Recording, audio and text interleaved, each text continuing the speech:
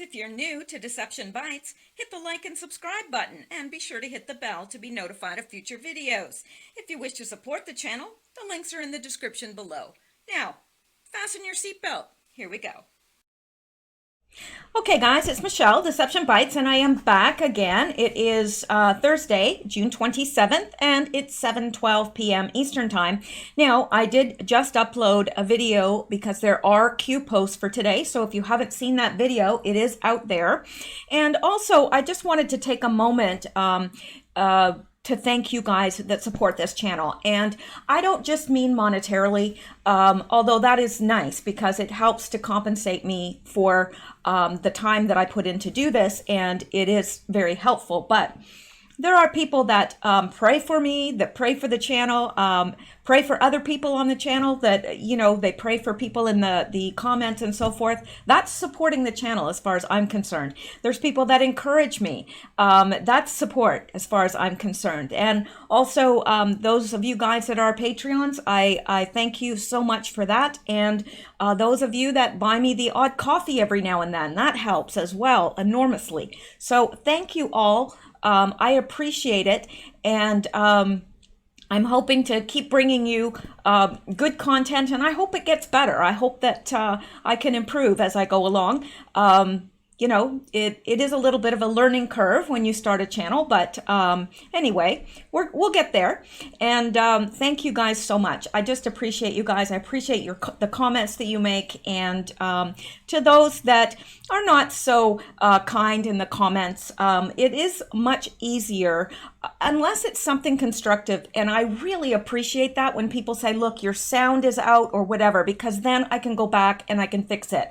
I don't mind that, and actually I really appreciate it when people do that, because it helps me enormously when they say, you know, the sound wasn't quite as good as usual, or, you know, the lighting wasn't as good, or whatever. It helps me. So those of you that leave those kind of comments, thank you. But to those of you that say, you know, don't talk about your cat or whatever, it's much easier for you guys. I know there's a lot of people out there doing this, and you know, I'm never one to say, oh, you got to listen to me. It's, you know, I'm the onlyest one. No, there are great YouTubers out there, and it's easier for you to leave. And I don't mean this in a rude way whatsoever, but it's easier for you to leave and find one of those channels that does not irritate you, rather than, you know, it is for me to change. You know, it's easier to just go find another channel than it is for me to think, you know, well, gosh, I got to remember not to say anything about my cat. So there you go. And, you know, I'm one of those women that never had children. And so I do tend to mother animals because it's all I have. So there you go. All right. Now we're going to get into the Q-related news. And we're going to start with this. Now, let me preface this. This is about Joel Osteen and his wife. And I know that there are many people that like Joel Osteen. I don't dislike him as a person. I think he preaches a sanitized gospel. I think he preaches an Americanized gospel, a happy clappy gospel, you know, with all the blood taken out. You know, it's a sanitized version of the gospel, which is really useless, to tell you the truth. He's encouraging, but so is a motivational speaker. You could go hear a motivational speaker and get as much as you would from Joel Osteen. And, you know, I've worked for televangelists, so you know, I've been around, and I've been around a lot of these people, and yeah, I know things, behind the scene things, not about them per se. I don't know them personally at all, but I do know that for most of the large televangelists that you see on TV, I don't know this is true for every single one, but the ones that you see the most often, yeah, it's a business. It's a business. So anyway, it's amazing that I still follow the Lord, because going through everything that I've gone through in churches and seeing the things that I've seen, one would expect that I would want nothing to do with God, but I do realize that it has nothing to do with God. You know, people say, oh, I don't want to go to church because it's full of hypocrites. Well, so is your local bar. It's full of hypocrites, but do you stay out of that because of hypocrites? No. And, you don't have to meet in a church either. You can gather in a home, you can meet with a few other Christians, what have you. But that is neither here nor there. I just wanted to let you know where I'm coming from on this next piece, because I think this brings a very bad, it brings shame to the name of Christ. And this is why so many people point to Christians and say, well, you're a bunch of hypocrites, you're whatever. This is why, what I'm about to show you. Now, Joel Osteen and his wife, Victoria, were at, I think this is up already. Okay, sorry. There we go. And this is true. This story is true because I sought it out to make sure that this wasn't just whatever. But Joel Osteen celebrates LGBTQ pride at Lady Gaga event. Okay. Yes. And here, this person says, therefore, go out from their midst and be separate from them, says the Lord, and touch no unclean thing. Then I will welcome you. 2 Corinthians 6:17. This is not satire. This really happened. Joel Osteen was one of the modern day princes of the Word of Faith Prosperity gospel movement, was seen at, I call that blab it and grab it. The blab it and grab it gospel, which is not the gospel. It's an Americanized version of a perverted gospel. So anyway, he was a modern day prince of Word of Faith Prosperity Gospel Movement, was seen at Lady Gaga's Pride celebration at the Apollo Theater on Monday night, the New York Daily News reports. Yeah. And this is a quote. Polar wasn't the only heavy hitter in the crowd. From Alaska Thunder, whatever, a drag performer who's won season 2 of RuPaul's Drag Race All-Stars, to the controversial televangelist and anti-LGBTQ pastor Joel Osteen, but it says anti-LGBTQ, but why would he be there if not to support it? He wasn't protesting or anything of that nature, so why was he there? So Joel Osteen, the event drew an eclectic mix of fans, industry insiders, and celebrities from the movies: Catherine Zeta-Jones, Michael Douglas; the music universe, Clive Davis, Adam Lambert; the fashion world, Alexander Wang; television, John Oliver, Camelia Mendez; and the America's gay royal couple and Harlem residents, Neil Patrick Harris and husband David Burtka. Osteen's presence was curious because Gaga has championed LGBTQ causes. Lady Gaga is known for her risque performances and lack of modest attire, being that, not to mention, her stuff is downright satanic, with the symbolism and so forth in it. And you can, we can agree to disagree. If you don't agree, that is perfectly fine. You don't need to agree with me on this, but I do want to get it out to you all. And anyway, being that Osteen is a charlatan who has been given over to the lusts of this world and bilks millions of people for every dime they have, it comes as no surprise that he and his wife Victoria would immerse themselves in the culture of demonic influence, sex, and greed. It was reported that Osteen was wearing a blue blazer while his wife was wearing a long black dress. A picture of the two can be seen here. Now, we're going to look at that in a second. But here's the thing. If you go to something like that, you are supporting it. You are. Nobody's going to say, oh, well, here was this event and so was seen, but, I'm sure they don't support that. Nobody would think that, would they? So let's take a look at how they were dressed. Here they are. Let's make this a little bigger. And here's Victoria Osteen in her black dress with a leather belt there. And stilettos, I believe. Oh, they may not be stilettos. I don't know. I can't see the heels. And there's Joel, both looking like they've had plenty of plastic surgery. And hey, you know what? If you've got the money for it and you can do it, do it. But yeah, I'm not sure it's really, I don't know. I guess I shouldn't dish them on that or diss them on that. But it's clearly Lady Gaga. Look in the background. I mean, this is them. They are there. Yeah. So what do you think of that? Let me know in the comments below. Now, don't write a bunch of anti-Christian comments, because you know what? There are, yes, there are imposters. Not everyone that says they're a Christian are. I mean, you can sit in a garage, doesn't make you a car. You can go to McDonald's, doesn't make you a hamburger. So, yeah, that means nothing. It means absolutely nothing.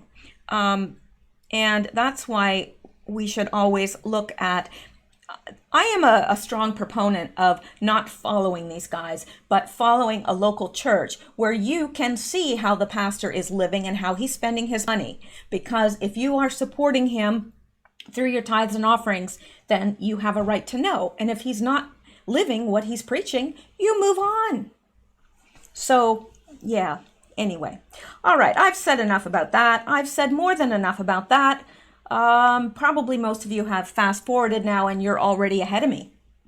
Okay, let's look at this. Actually, I'm going to skip that for now. Let's look at this. No, I'm going to skip that for now too. Let's look at this. Okay.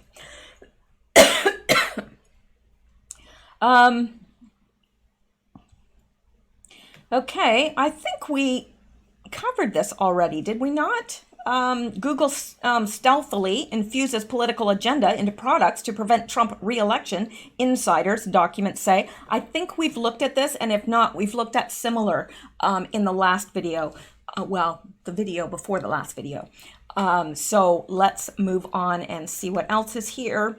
There's some things that are a little bit long, and that's why I'm hesitating, because I don't want this to be, one of those 2-hour videos. Well, I've never done a 2-hour video, but you know what I'm saying. Okay, look at this. Such pain, such anguish. Oh, the humanity. Yeah, well, these are the pictures that were taken of Alexandria Ocasio-Cortez, and she's, like, oh, like who does that? Standing at the border. I mean, seriously? Really? So apparently she is supposedly at the border, and here she is looking very, well, she's not going to win any prizes for her acting. I'm just saying.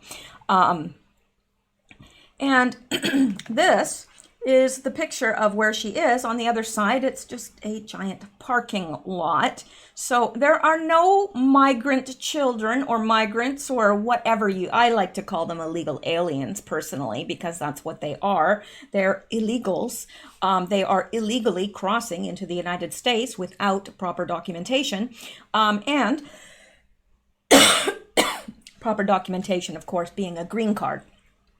Let me see here, or citizenship.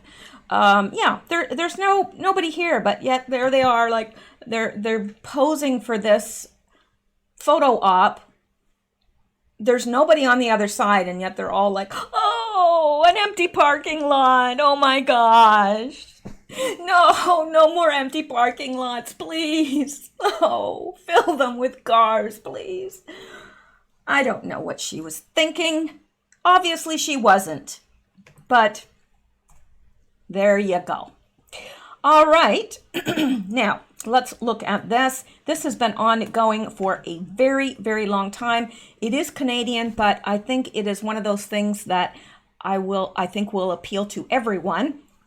Now, there has been, it says no justice in Canada. The case for Republican courts, Radio Free Canada, posted on May 16th, 2015. Yes, this is old, but they have just recently uncovered mass graves of Aboriginals in Canada, in BC, I do believe.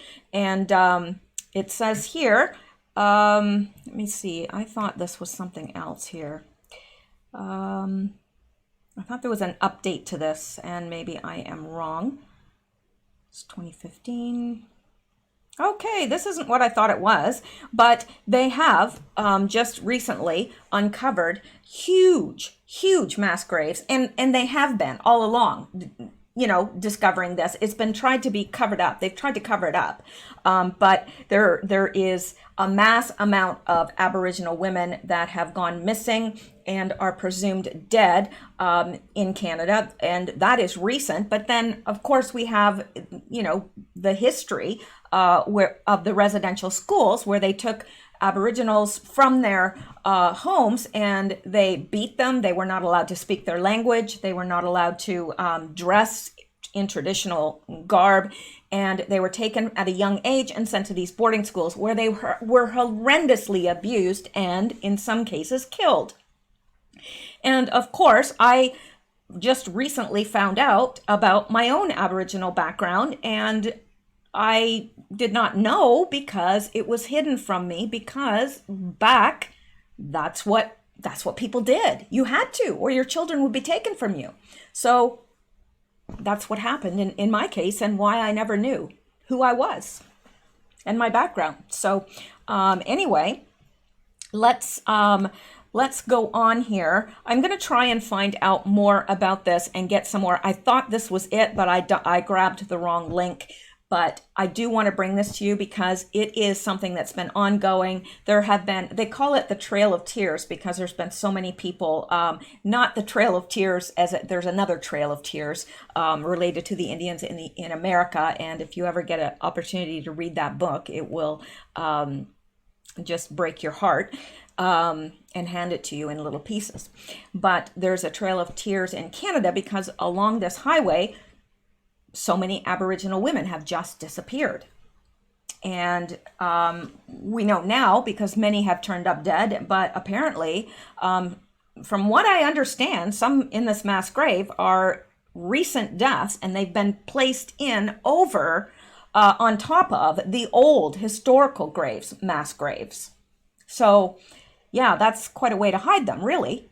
Like these women that have gone disappearing, I assume that's who they are. I mean, obviously forensics will have to be involved and they'll have to identify who these people are, but they are recent skeletons and they have been placed on top in a mass grave that is a historical mass grave, of which there are many in Canada. We have much to be ashamed of, and so does the United States, because they slaughtered the Indians as well.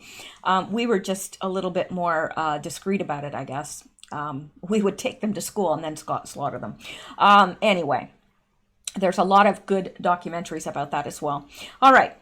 I seem to have wasted a lot of time talking about nothing, and I do apologize, but here is something that we do need to get to. This is fairly new. It was released, actually it was today. So there you go, it is new. It was 9:43 a.m., which is why it seems like yesterday to me, because I got up early and was researching this stuff. And there's another New York Police Department cop kills himself in 4th officer suicide this month. Okay, one, that was suspicious because this guy did have something to do with the Wiener laptop. 2, that was really suspicious. 3, okay, there's something going on. 4, there's something definitely going on. No way. 4 people in the same police department are going to kill themselves in the same month? No way. No way. An off-duty Bronx police officer committed suicide at his Long Island home, the 4th New York Police Department cop to take his own life this month, law enforcement told the Post Thursday. Kevin Prius, 53, was found dead inside his Hicksville house in Nassau County with a self-inflicted gunshot wound to the head around 9:50 p.m., Wednesday, police said. 9 p.m. Wednesday, police said. Prius, who was married with children, was pronounced dead at the scene, sources said. He was just 3 days away from his 25th anniversary of joining the force, according to sources. Well, that sounds familiar, doesn't it? Because the other guy was just within days of retiring with a full pension, 6-figure pension, and he kills himself. And this guy is married with children. And his children, he's 53, so his children are probably still fairly young. I don't mean young, like teenagers, but they're probably, still young, still too young to want to lose their father at 53. That's very young. So anyway, the death marks the fourth NYPD suicide in June, the sixth department suicide so far this year. And according to the chief of department, Terrence Monahan, the 101st police officer to take their life in the country this year. It's something everyone needs to talk about, Monahan told reporters Thursday. We have to be willing to talk, and more important, we have to be willing to listen, or able to listen. The mood was somber Thursday at the 50th Precinct station house where Prius worked. He was a good guy, just a really nice guy, a veteran officer said of Prius. It's so sad. Another cop who noted how Prius was soon set to retire added, it's heartbreaking. A civilian employee at the precinct said no one ever saw the signs leading up to Prius's death. I bet you he had never even been depressed. I bet you this came just totally out of the blue, because I don't believe it was a suicide, personally. He was going to retire next year, and he was always talking about all the things he was looking forward to doing when he retired, the employee said. I can't make sense of it. I think we can. And generally, when people are depressed and they are contemplating suicide, they don't talk about the future, because they can't see beyond the blackness of what they're currently in. So they just don't talk about the future. So that should be a clue right there. Mayor de Blasio, in Miami for the Democratic presidential debates, called the suicide incredibly troubling and added that we've never seen anything like this in reference to the spate of police suicides. De Blasio said he and Police Commissioner James O'Neill are going to be putting a whole set of strategies out to try to make clear to every police officer and their families that help is always there, that if anyone is feeling overwhelmed, that they can turn for help, and we will be there. Now, this guy, it hasn't been a police officer 1 or 2 years. This is 25 years he's been on the police force, close to retiring, talking about all he's going to do when he retires, and then he's just found dead. I don't believe it. I don't buy it. I don't believe it. So he again, no, this is another guy. On June 14th, Officer Mike Caddy, 29, was found inside a vehicle on Wilcox Street behind the 121st Precinct station house with a self-inflicted gunshot wound. Caddy, a domestic violence officer, had 7 years on the job. On June 6th, veteran homicide detective Joe Calabrese, 58, was found on Brooklyn's Plum Beach, also the victim of a self-inflicted gunshot wound to the head. The day before, Stephen Silks, the revered deputy chief of Queens North, fatally shot himself in the head in an unmarked patrol car. He was rushed to Elmhurst Hospital but could not be saved. Yeah. What is this? Suicidal mice are a mystery in the Netherlands. Okay, suicidal mice now. Alrighty. Well, you never know what you're going to get here, do you? No, you never do. All right. Let's go back here. I would like to get some meat here. Well, that was meat, but let me see here. Yeah, I want to show you guys this. You know why? This guy thinks he has a chance at becoming president. Yes, I'm talking about Beto O'Rourke. And let's just take a boo at him back when he was much younger. Yeah, I think it speaks for itself.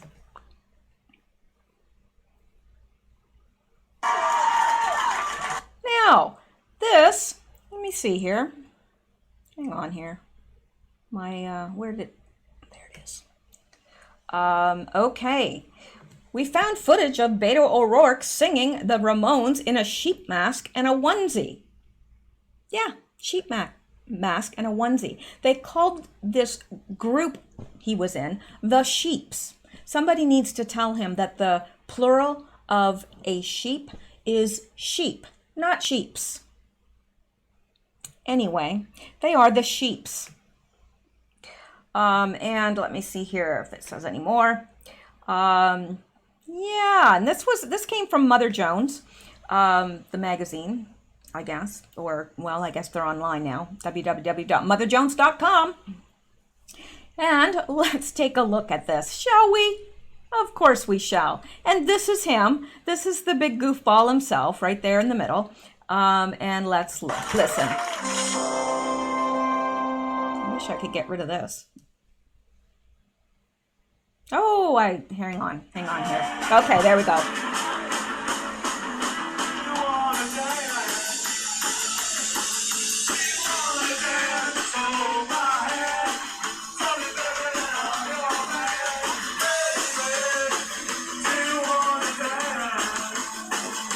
Painful.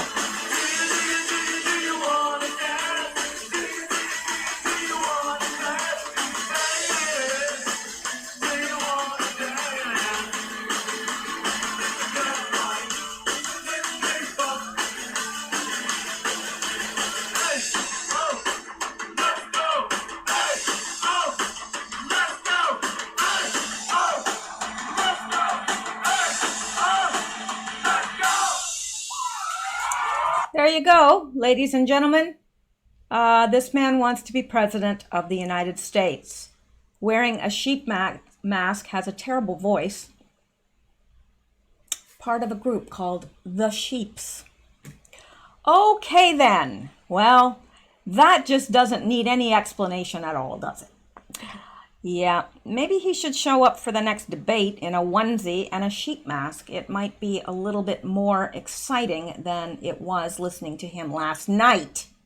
Just saying. Okay, let's go back now. And I liked this because really it's true. The winner of the first Democratic debate, Donald Trump. Analysis: the Republican commander-in-chief emerged from the scrap largely unscathed, while several of his would-be rivals took aim at each other instead. And that is the truth. And who was the biggest loser of the night? I think Elizabeth Warren. Because when they asked who wants to take away people's health care, she says, I do. No, really. Yeah, she did. You can't make that up. Seriously, you just can't. All right, now let's go up to some of these that I've left behind and take a look. Looky here. No, really, looky. Representative Ilhan Omar speechless when confronted about her brother husband, her how could you say that? Smash it into one word. Husbro. Yes, I think that's what my friend Heather called him. It was her husbro. Yeah, so there. So here she is. Representative Ilhan Omar refused to respond to any questions about reports that she married her brother to commit immigration fraud. Yeah, and she's in our government. Yeah. You can't make this stuff up, people.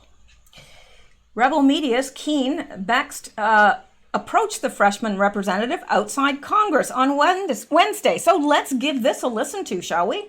I think we should.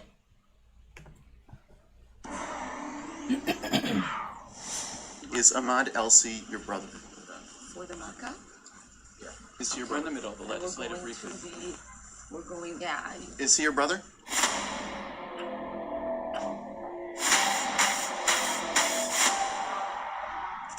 Keane Bexley here in Washington, D.C. I'm here today because I've been following the Ilhan Omar saga for about a week now. Just last Thursday, I was here in Congress chatting with Omar about her position on what AOC says are concentration camps on the U.S. southern border. That video was seen by almost 1 million people because, as you could expect, Ilhan Omar, being the anti-Semite that she is, she totally thinks that what's happening here in the United States is equivalent to what happened in the Holocaust in Nazi Germany in Auschwitz. There are camps and people are being concentrated. This is very simple. I don't even know why this is a controversial thing for her to say. Now I'm here today because the story has changed from that to something else. The mainstream media has picked up a story that has been circling through conservative media circles for quite some time now, a couple of years actually. It's pathetic that the mainstream media has just picked it up now. But what has happened is there's a bunch of allegations that Ilhan Omar married her brother and was playing some sick game of musical chairs with her brother and her real husband and then was filing joint tax returns with her husband, the second husband, even though she wasn't really married to him at the time. On top of that, it looks like she perjured herself in court when she told the courthouse, after she tried to get a divorce from who people are saying is her brother. She said that she hadn't seen him in years, since 2011, in fact, when really she had been talking with him on and off on Instagram, referring to him as her children's uncle, which leads me to believe that, yeah, he is in fact her brother. There are tons of questions that Ilhan Omar needs to answer. She's avoiding the media. The mainstream media doesn't have the kahunas to actually ask her these questions. So I'm here in Washington, D.C. She has a press conference, and I'm going to ask her some questions. Let's see what she says. Ilhan, if I could get a moment of your time, could you tell me why you filed illegal tax returns in 2014 and 2015? It's which company? Can you tell me definitively or not, is Ahmad Elsi your brother? For the markup? Is he your We're in brother? the middle of the legislative briefing. Is he your brother? We're going to which one? It's Foreign Affairs. I'll go with you. Can you tell me definitively, yes or no, is he your brother? And why can't you answer that question? The remarks you gave earlier. Why did you refer to him as your child's uncle on Instagram? And why did you lie on court documents saying that you hadn't seen him since 2011, when in fact you'd been talking to him all the time on Instagram? Sir, we're not doing ambush interviews. This isn't an ambush. You can send me an email. Why are you so afraid to answer these questions? So we have budget and How can anyone take you credibly on the student loan tax file when you were cheating on your taxes in 2014? And how can you call for Donald Trump's tax filings when nobody can trust you on the file at all? And why are you scared to answer the questions?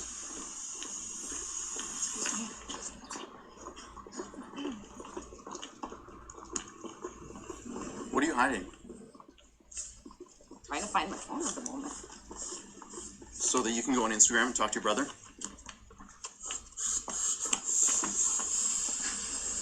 Now, I don't know why Ilhan Omar is so afraid to answer very simple questions. If I asked you, did you marry your sibling? You know what the answer to that is? No, at least it should be. I don't know why she's not answering these questions. I don't know why she's so scared. It certainly makes her look guilty on a bunch of different counts. Thank you so much for following this story. If you want to pitch in to my coverage, please go to rebelinvestigates.com. There you can pitch in a few bucks to help cover the cost of my flights and the Ubers that it takes to follow congresswomen like this around. This young man's done a marvelous job, as far as I'm concerned. A very good job, because he's, you don't see the mainstream media following up like that, do you?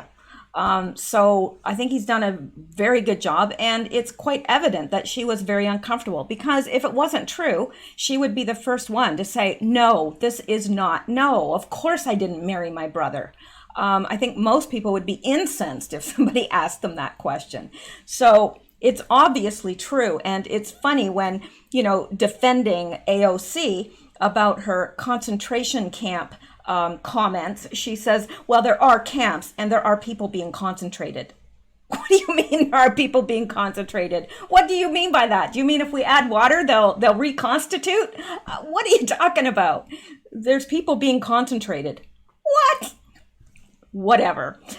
Yeah, because, they're in border facilities and there's people together. Does that mean that wherever people are congregated together, or in, you could say that of prisons? Well, they're concentration camps because there's people that are concentrated in there. I don't know. Like, honestly, really, it blows my mind. But when I think of concentration, I think of orange juice. It's concentrated. You add water and it reconstitutes. Anyway, yeah, whatever. Okay. Well, I think we are getting close to the end here, if not at the end. One more that I want to get to, and this one I'm going to have to leave because it's very involved.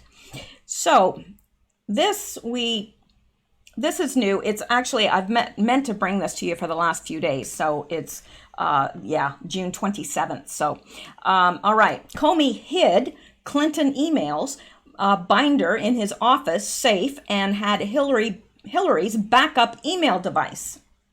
Yeah, this is pretty gobsmacking. Former FBI Director James Comey had a white binder marked Clinton emails in his office on May 16th, 2017, a few days after he was fired, as the Department of Justice was trying to get back the items in Comey's office safe. The State Department and FBI also possessed a dato backup email device for Hillary Clinton's private email server, which a judge ordered released. Michael Bekesha, who waged the Datto case for Judicial Watch, tells Big League Politics that the State Department is still processing the FBI investigative file, even though Datto contents were ordered released by last September. Comey got busted by the... Bekesha said it is possible that the State Department has not searched the device, which they received from Comey's FBI, noting they have not yet identified the location of all the records that they reviewed and produced. Comey got busted by the DOJ for hiding his Clinton emails binder after he got fired from the FBI, as Big League Politics exclusively reported. The FBI officially released the DOJ's inventory receipt for property documents listing the stuff Comey had in his office safe. Look below at inventory item number 17, which originally said top secret. Then that marking was crossed out. In its final form, it says white binder, Clinton emails. And we see that here, white binder, Clinton emails. It originally said top secret, and it did. Here's the scoop provided to Big League Politics by whistleblower Mark Pullen. In the exit documents for James Comey departure from the Federal Bureau of Investigation, a page among the documents showed Comey had a binder in his safe that contained Hillary Clinton's emails. The document does not show what medium was used to store the emails within the binder. The binder could have had sleeved pages for CDs, which could have had Clinton's email to include the missing emails that were bleach wiped by Paul Combetta while the server was under a subpoena order from Congress to preserve. In the FBI's report on Clinton's mishandling of classified information, it had a page from the FBI agent Peter Strzok to the National Security Agency, an order to preserve any emails sent to or from @ClintonMails.com. We know from Edward Snowden's disclosures that the NSA captures all email traffic within the United States. I am sure the NSA had all of Clinton's emails, even the ones she had deleted. The questions are, did Strzok take sole possession of the emails for the FBI? Were those emails in Comey's safe the copies from the NSA? Comey said he expected a Clinton victory in the presidential election. Was Comey holding these emails as leverage over a possible future President Hillary Clinton to retain his position as the director of the FBI? Interesting. Meanwhile, the Datto backup device was storing Clinton emails that the Clintons did not want stored, and Platte River Networks did not thoroughly encrypt Clinton's emails on the server as the Clintons demanded, according to the FBI report. Turns out that fired FBI Director James Comey had Hillary Clinton's definitive backup email device the entire election and never searched it. Yeah. Thanks to the work citizen researcher Larry Kawa, the coverage of Big League Politics, the determined congressional work of Representative Ron DeSantis, and the lawyers of Tom Fitton's Judicial Watch, a court ruling from U.S. District Court Judge Randolph Moss orders the State Department to hand over the contents of the backup device by September 2018, right before midterm elections. Now, this was previously reported. That's why this is a new article, but it's making reference to things that in the past. Big League Politics exclusively learned that Hillary Clinton's email storage company, Platte River Networks, subcontracted to a company in Connecticut called Datto, which backed up the vast majority of Clinton's deleted emails, text messages, and other electronic communications. Datto handed 6 disks containing information to the FBI in October 2015. One of those disks contained at least a great many of her missing emails. Comey turned the disks over to the State Department Department, which has been compelled to search them and release the contents. We don't know what the FBI did once they had the device and the information on it. What we know is since the investigation ended in July of last year, the material found on that device has been forwarded from the Justice Department to the State Department. Michael Bekesha, a Judicial Watch senior lawyer working the case, told Big League Politics in an exclusive interview. Representative Ron DeSantis grilled FBI Director Christopher Wray about the data service in a hearing, marking the only time a lawyer has mentioned the device on the record. Wray dodged the question about why the FBI never searched the device. DeSantis is now leading the charge to hold Obama administration officials legally accountable for their actions during and after the 2016 campaign. Here's a commercial about how data backs up everything, even if, presumably, as in Clinton's case, the emails were bleach-bitted and her phones were destroyed with a hammer. And they were. As we reported, Hillary Clinton also took the SIM cards out of 3 of her phones before she gave them to the FBI, according to FBI documents. Judge Randolph Moss, I'm not going to play that video. Judge Randolph Moss ordered the Datto device to be released by September. The case is now in court of U.S. District Court Judge James E. Boasberg. Here is the information about the case, including the scheduling for release, for the schedule for releasing the information on the devices. Judicial Watch provided this information to Big League Politics.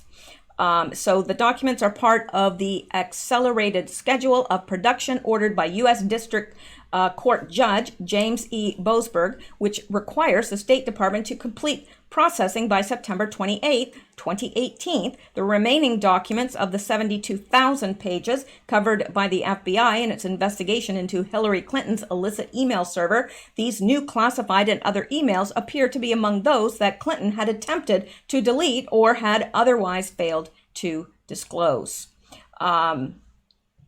So, Freedom of Information lawsuit for Hillary Clinton's emails during her tenure at the State Department records about 55,000 emails Hillary Rodham Clinton returned to the State Department, and records about Hillary Rodham Clinton's use of nonstate.gov email address. Complaint was filed 05/06/15, and let me see here. That's about it. But this is interesting because Trump keeps alluding to the fact about we have all those, the ones that he hasn't come right out and said that, but he's alluded to that fact that they have those emails, the ones that she thought she bleach bit, but she probably didn't realize that there were copies of them and that NSA keep all copies, and apparently this Datto service backed up all of that as well. So interesting. I think it will be quite fascinating what will be coming out in the following month and and the coming rest of the year. I think this is going to be a blockbuster year. I think a lot of things are going to be changed by the time 2020 gets here. I have that distinct feeling, and I think the world is going to be a very different place. I hope it's different for the better, but that remains to be seen. Anyway, that is it for the Q-related news for tonight. Sorry I got a little bit chatty there tonight, but I will try to keep it on track a little bit better. For my next video, I will be back tomorrow, Lord willing, and the creek don't rise. So I will be here, and I hope you will be too, because I get lonely just sitting here talking to myself. Really, I do. So that's it, and you guys have a great night. Sleep well, stay safe, and keep seeking truth, because Sammy bites. Or maybe that's Deception Bites. Yeah, it's Deception Bites. Okay, good night.